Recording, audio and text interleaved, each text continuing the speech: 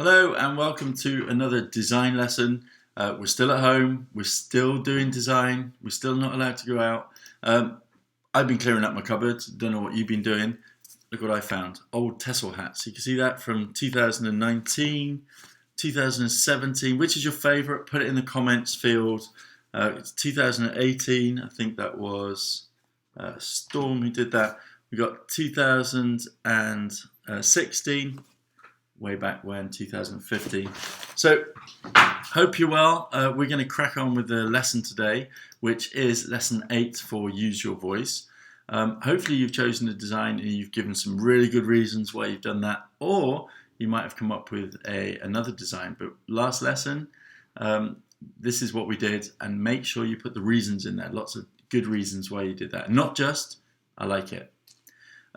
Okay, so what we're going to be doing today is to actually plan to make your video and your poster. Now, a poster, you probably say, how much planning does that need? I just need to get behind my computer or sit down with a piece of paper and just draw it.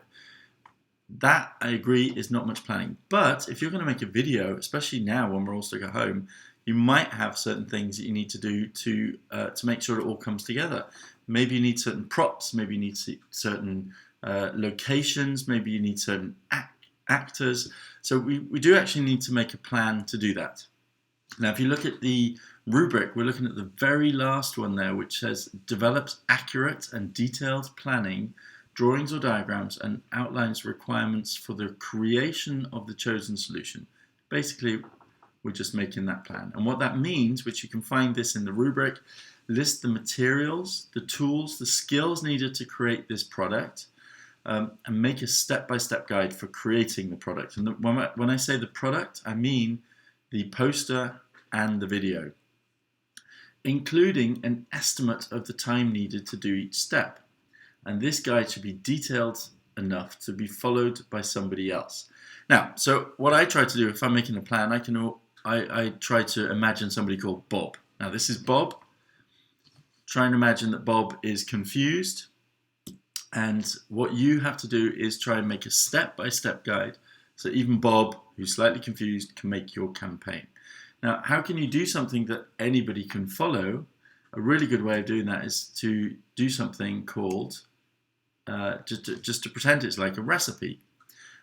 With a recipe, you always have the list of ingredients, you have the time it takes, you have how much servings you have, and you have the method, which is a step-by-step guide for how to make a meal. So see if you can come up with a similar product, a similar step-by-step guide. It looks like a recipe, but at the end of it, you could give it to somebody and they could more or less basically make your video for you. And try to explain in some detail more some of the complicated tasks and any problems and how you plan to overcome them. So it's a pretty short lesson, but this takes a lot of thought and a lot of work, is just to make sure that you have done everything to do your step-by-step guide and then upload it to your document. Now, that's it for criterion B. We've come to the end. And here's always a good, when we finish the whole part of this design cycle, just take a look. Did you do everything? So did you create a list of things that you need to include in your designs? Did you design a storyboard for your film and outline of your poster? Did you choose the best designs using feedback and explain why? And have you made a plan what needs to be done to make a professional looking marketing campaign? And that's your step-by-step guide.